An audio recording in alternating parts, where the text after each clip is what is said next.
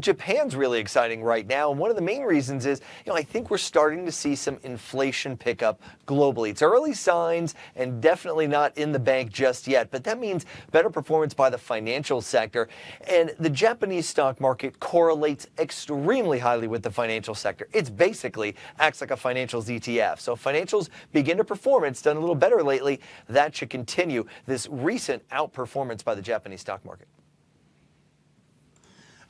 Jeff, a lot of this is you've hit it. You really hit this one on the head. A lot of people are talking these parts, especially during that 3-week spurt, which we saw day after day of gains. I mean, we haven't seen. I don't think we've ever seen that before, at least not in modern times. But where does that leave us? That leaves us 40% below the top.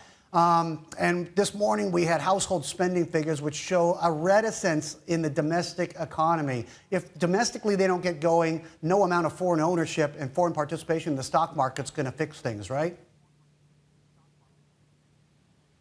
Well, I disagree. I really think that the better global trade picture is actually a very bright spot for Japan. Japan's very, very dependent on trade, obviously, as an economy, and that is really quite bright. Global trade is actually running at the fastest pace we've seen since just a brief spurt in 2011. You got to go way back before the crisis to see global trade running this quickly. I think that's a big part of what's driving GDP. You've also got, just as an aside, better income growth, just slightly better income growth, not wages, but income growth in Japan, thanks to more women coming into the workforce. And if that trend continues, that could be enough to support consumer spending and even boost the domestic economy, something we haven't seen in a long time.